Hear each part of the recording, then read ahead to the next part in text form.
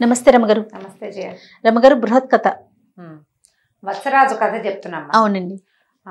వత్సరాజు దగ్గరికి చెడ్డ మహాసేనుడి కూతురికి గాంధర్వ విద్య నేర్పించమని అడిగారు.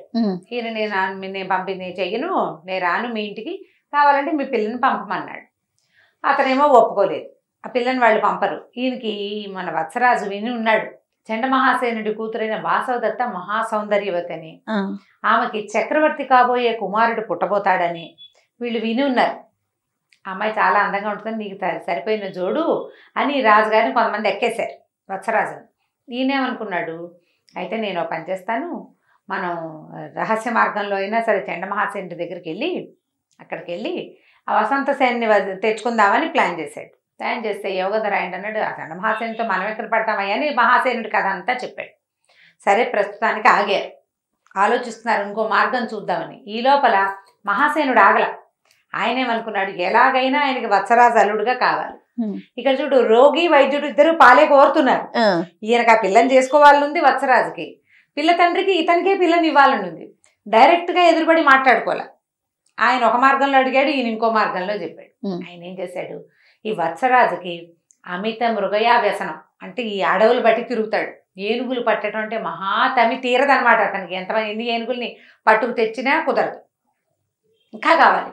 ఆ వీణ వాయించుకుంటూ తిరుగుతాడు, అడవుల్లో తిరుగుతాడు, రాజ్యాన్ని యోగంధరాయుడికి అప్పచెప్పేస్తాడు. ఆ గాంధర్వ విద్యలోనే పడి మైమర్చిపోతాడు. కాబట్టి ఓ పని చేద్దాం, అతను ఏం చేస్తాడు, వీణ ఘోషవతిని వాయించి ఏనుగుల్ని అట్రాక్ట్ చేస్తాడు. ఒక మాయ ఏనుగుని తయారు చేయండి, దాని నిండా వీర పురుషుల్ని నుంచోబెడదాం, ఈ వత్సరాజుని మోసం చేసి పట్టేసేద్దామని ప్లాన్ చేశారు. సరే, ఒక పెద్ద ఏనుగు లాంటి ఒక ఆకారాన్ని తయారు చేయించాడు, చాలా పెద్దది. దాని నిండా ఒక 50 మందో 70 మందో మనుషుల్ని నుంచోబెట్టాడు. ఆ మనుషులతోటే అది నడుస్తుంది. సరే, ఈ అడవిలో ఈ వింధ్యాటవి ప్రాంతాల్లో ఉన్న కొంతమంది పల్లెవాళ్ళు ఇవి వచ్చి వత్సరాజు దగ్గర చెప్పారు, ఒక పెద్ద ఏనుగుని చూసాం, అసలు మన అడవుల్లో అంత ఏనుగు లేనే లేదు, అంత పెద్ద ఏనుగు ఎక్కడి నుంచి వచ్చిందో, ఎలా పెరిగిందో తెలియదు, ఎంత బాగుందో, భలే ఉంది, నువ్వు పట్టి తీరాలి రాజా అని ఈయనకి చెప్పారు. వాళ్ళు ఏంటంటే ఇన్ఫార్మర్స్. రాజుగారికి వేట పిచ్చి, ఆయనకు ఆ ఏనుగు పట్టుకునే సరదా. అక్కడ ఒక ఏనుగు ఉందని చెప్తే ఆయన 1000 దీనారాలు 1000 నాణేలు పడేస్తాడు చేతిలో. వాళ్ళు వచ్చి చెప్పారు, యోగంధరాయుడికి ఎన్ని తెస్తావు, ఎందుకు వచ్చింది అన్నా కూడా ఒప్పుకోలేదు, మహా పిచ్చి అది. సరే, ఏం చేశాడు, ఏమనుకున్నాడు, చండ మహాసేనుడి దగ్గర నడగిరి అని ఒక ఏనుగు ఉంది, బ్రహ్మాండమైంది, ఐరావతంతో పోల్చేది. ఇదేదో పెద్ద ఏనుగని చెప్తున్నారు, దీన్ని కూడా అదే మనం కనుక పట్టి తెచ్చామంటే దాంతో పోల్చేంత ఏనుగు మన దగ్గర కూడా ఉందని చెప్పచ్చు అని ఆలోచించుకున్నాడు. ఆలోచించుకుని ఏం చేశాడు, కొంతమంది తనతో పాటు సహాయంగా వచ్చేవాళ్ళు ఉంటారు కదా, వాళ్ళతోటి వెళ్తానన్నాడు. వెళ్తానంటే సరే ఇవాళే నేను ఇప్పుడే వెళ్ళిపోవాలనేసరికి ముహూర్తం చూశారు.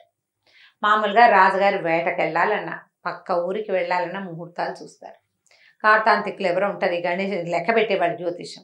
వాళ్ళు ఏమన్నారు, అయ్యా నీకు దాన్ని ఏమంటారు, చెర, కళ్యాణ యోగం ఉంది, చెర ఉంది, 2 ఉన్నాయి ఈ ముహూర్తానికి.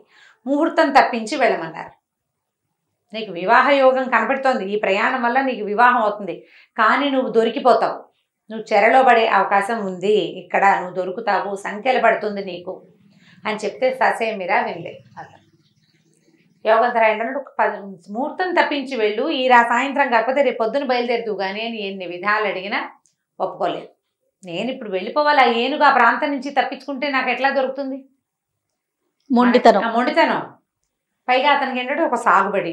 వీళ్ళు ఏం చేశారు, సరే వెళ్ళమన్నారు. ఈయన బయలుదేరి వెళ్ళిపోయాడు. ఇక వీణ వాయిస్తాడు, పాట పాడతాడు, ఆ వీణ ఆ పాటకే ఏనుగులు లోపడతాయి. ఏ పెద్ద ఏనుగు కనిపించింది, అది చెబులాడిస్తుంది, తోకాడిస్తుంది, నడుస్తుంది, వస్తున్నట్టు కనపడుతుంది. ఈయన ఇంకా పాడుకుంటూ దాన్ని ఇప్పుడు ఏమవుతుందంటే ఆ వీణ వాయించేటప్పుడు పెద్దగా జనం ఉండరు, అతని వీణకి అట్రాక్ట్ అవుతాయి ఏనుగులు. అతనితో వెళ్ళిన పరివారం అంతా ఆయనకి వండి పెట్టడానికి, ఆయనకి సహాయంగా ఉండటానికి ఉంటారు. ఈయన సంగీతం మొదలు పెట్టంగానే వాళ్ళంతా వెనక్కుండిపోతారు, ఆయన ఏనుగు దగ్గరికి వెళ్ళిపోతాడు. ఏనుగు అట్లా వశమైపోతుంది, ఆయన ఆ సంగీతపు లక్షణం అది. ఈ ఏనుగు కూడా అలాగే అవుతుందని పరివారం అంతా వెనక దిగబడి చేశాడు, ఎవరు లేరు, ఒక్కడే పోయాడు. దగ్గరికి వెళ్తుంటే ఎక్కడో ఒక తెలియచ్చు, రాజు ఆయన సెన్సిటివ్గా ఉంటాడు, సెన్సిబుల్గా కూడా ఉండొచ్చు. ఈ సంగీతంలో పడి, ఆ గానము, ఆ ప్రస్తారము, ఆ ఆలాపనలో పడి ఇది నార్మల్గా లేదు అని గమనించుకోవాలి. దగ్గరకు వెళ్ళేసరికి దాని గర్భం ఇట్లా విచ్చిపోయి వాళ్ళంతా బయటకు వచ్చారు. మనుషులు వచ్చేసి పట్టేసి లోపల లాగేశారు. ఆయనకి ఒళ్ళు తెలిసేసరికల్లా ఆ ఏనుగుతో సహా ఆయన గర్భంలో ఉన్నాడు. కళ్ళు మూసిపోయినా ఏమి కనపట్టలేదు, కళ్ళ గంతలు కట్టేశారు. గింజుకున్నా లేదు, ఏం చేసినా లేదు. ఆయన అరిచినా పరివారానికి వినపడదు. ఆ ఏనుగు రూపంలోనే నడుచుకుంటూ ఆ వీర పురుషులందరూ రాజుగారిని పట్టుకుని తీసుకెళ్ళిపోయారు. తీసుకెళ్ళి ఆ ఊళ్ళోకి ప్రవేశించేసరికల్లా ఈ ఏనుగుని తీసేశారు. ఈ రాజునేమో బంధించి మరి ఏం చేస్తారు, ఆయన కత్తిడాలు విసిరేస్తాడు లేనిపోంది. అందుకని ఏం చేశారు, రథం మీద పెట్టి తీసుకెళ్తుంటే ప్రజలందరూ చూడడం మొదలుపెట్టారు.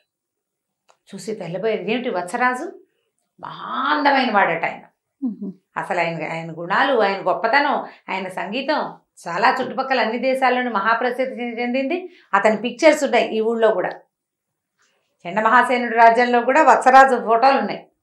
ప్రజలంతా గుర్తుపట్టారు. అయ్యో ఈయన్ని బంధించేశారు, రాజుకి ఏమైనా శిక్ష ఇస్తారని ప్రజలు వెల్లువలా వచ్చేసారు కోట దగ్గరికి. వత్సరాజుని ఏమీ చేయడానికి వీల్లేదని ఆయన ఫ్యాన్స్ ఉన్నారనమాట బోర్డు.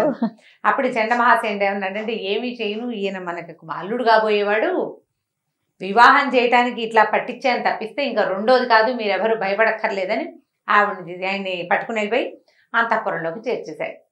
ఒక పెద్ద మందిరం ఏదో కట్టించారు అక్కడ అంతఃపురాన్ని దగ్గరలో, ఆయన అందులో చేర్చేసి సరే లోపలికి వెళ్ళిపోయిన తర్వాత ఇంకేముంది, ఈ కూతుర్ని తీసుకొచ్చి చూపించాడు. నేను నిన్ను తీసుకొచ్చాను కానీ నిన్ను ఏమైనా చేయటానికి కాదు, మా అమ్మాయికి సంగీతం నేర్పించు. ఈ అమ్మాయిని చూసేసరికల్లా వత్సరాజుకి నేను మీ పిల్లకి నేను ఎందుకు నేర్పించాలి అనే వాక్యం పోయింది. ఆవిడ పరమాద్భుత సౌందర్యవతి. దాంతో ఈయనకి వివాహం కూడా కాలేదు. ఎప్పటి నుంచో ఈ అమ్మాయిని పెళ్లి చేసుకోవాలన్న ఊహలో ఉన్నాడు. ఈవిడ గురించి బాగా విని ఉన్నాడు. ఆవిడ చాలా చక్కటి మృదు స్వభావి, రాచరికపు ఎత్తులు అవి ఆవిడ దగ్గర లేవు. అమిత ప్రీతిగా వ్యవహరిస్తుంది. సౌందర్యం ఏ పాటైనా చెబితే చెప్పినట్టు నేర్చేసుకుంటుంది. చక్కగా ఇద్దరు కలిసి ఈయన కాలికి మాత్రం సంఖ్యలు కట్టి ఉంచారు. ఏ క్షణానైనా ఆయన వెళ్ళిపోదలుచుకుంటే ఆయన ఎక్కడున్నా సరే తిరగచ్చు, ఆ కాలికి కడియం మాత్రం ఉంటుంది, దగ్గర సంఖ్యలు కట్టి ఉంటుంది. అది వదిలిపెట్టలేదు. నువ్వు మా బందీవే అని చెప్పారు. సరే ఈయన అంతఃపురంలో ఉండటం మొదలుపెట్టాడు. సంగీతం నేర్చుకుంటున్నారు. ఇంతలో ఏమైంది, ఈ అడవిలో ఉన్నారుగా పరివారం, వాళ్ళంతా ఏడి రాజు వెతుక్కున్నారు, వేణలేదు, రాజు లేడు. సడన్గా సంగీతం అయిపోయింది, ఏమీ వినపట్లే. ఆయనే వస్తాడు అనుకున్నారు. ఎంతసేపు చూసినా రాలా. ఎక్కడి నుంచి ఈ సంగీతం ఆగిందో అక్కడికి పరిగెత్తుకుంటూ వచ్చారు. రాజు లేడు. ఏనుగు నిలిచిన గుర్తులు, నడిచిన గుర్తులు కనపడుతున్నాయి. అయితే ఈ ఏనుగు నడిచిన దానికి, రాజుగారి నుంచున్న దానికి మధ్యలో చాలా మంది కాళ్ళ గుర్తులు కూడా కనిపించాయి. ఎవరో పట్టేశారని అర్థమైంది. అక్కడి నుంచి వెంటనే వీళ్ళు పరిగెత్తుకుంటూ పోయి యోగంధరాయుడికి చెప్పారు. చెప్పేసరికి ఆయన ఏం చేశాడు, లెక్క కట్టించి అప్పుడంతా పద్ధతి ఎట్లా నడిచింది, ప్రశ్న వేయటం. రాజుగారు ఎక్కడున్నాడు, ఏమయ్యాడు, ప్రమాదమా కాదా, ఏ పరిస్థితిలో ఉన్నాడు అనగాని ఉన్నారుగా మన జ్యోతిష్కులు, వీళ్ళు లెక్క కట్టి ప్రశ్నకి సమాధానం రాజు బంధితుడయ్యాడు. ఏ దిక్కు వాళ్ళు ఈయన్ని బంధించింది, చండమహాసేనుడు రాజ్యాన్ని చూపిస్తున్నాయి గబలు. దాంతో ఇక ప్రజలంతా వెళ్ళి ఇది గోల పెట్టేశారు. వెళ్ళి మన రాజుని వాళ్ళని తెచ్చుకోవాలనే సరికల్ రుమణ్వంతుడు ఉన్నాడు వీళ్ళ సైన్యాధిపతి. చండమహాసేనుడితో యుద్ధం ఏమిటి, రాజునే మేము వల్ల కాదన్నాము, రాజే లేడు ఇప్పుడు, రాజు కూడా లేకుండా మనం పోయి చేసేదేమిటి, ఆగండి ఆలోచిద్దాం, దీనికి ఇంకో మార్గం. చండమహాసేనుడు అడిగింది యుద్ధం గిద్దం అవేమీ కాదు, మా పిల్లకి సంగీతం చెప్పు అన్నాడు. ఒకవేళ ఆయనకి ఆ పిల్లని ఈయనకి ఇచ్చే ఉద్దేశం ఉందేమో మనకు తెలీదు. దీన్ని సానుకూలంగా ప్రయోగించి చూడాలి, అంతేగాని తొందరపడకూడదు అని ప్రజల్ని కొంచెం అణుచుకున్నాడు. అతను అంటుకుని యోగంధరాయుడు రుమణ్వంతుడు ఆలోచించుకున్నారు. యోగంధరాయుడు అన్నాడు, నేను ఏదో ఒక తంత్ర ప్రయోగంతో చేస్తాను. యోగంధరాయుడు ఒట్టి మంత్రిత్వం కాదు, ఆయన దగ్గర బోలెడు రకాల విద్యలు ఉన్నాయి. నేను వసంతుడు వెళ్తాము, మారువేషాల్లో వెళ్ళి అసలు ముందు రాజు ఎలా ఉన్నాడు ఏమిటో చూసుకుని అప్పుడు తర్వాత ప్లాన్ ఆఫ్ యాక్షన్ ఆలోచిద్దాము. అప్పటిదాకా మీరు ప్రశాంతంగా ఉండండి. రాజు అడవిలోకి వెళ్ళినప్పుడు రాజ్యాన్ని నడవటలా, ఆయన అడవిలో ఉన్నాడు అనుకోండి. కార్తాంతికులు చెప్పేదాని ప్రకారం రాజుకి కళ్యాణ యోగం ఉంది. ఇప్పుడు ఆయనకి సంతానం కూడా ఉంది. భయం ఎందుకు మనకి, ఆయన పట్టుకున్నారని కోపంతో యుద్ధానికి వెళ్ళకూడదు. అతను అవతల వాడేమో రాక్షసుని చంపి వాడి కూతురుని తెచ్చుకున్నవాడు. చండమహాసేనుడు సామాన్యుడు కాదు కాబట్టి అందరినీ తగ్గించుకున్నారనమాట.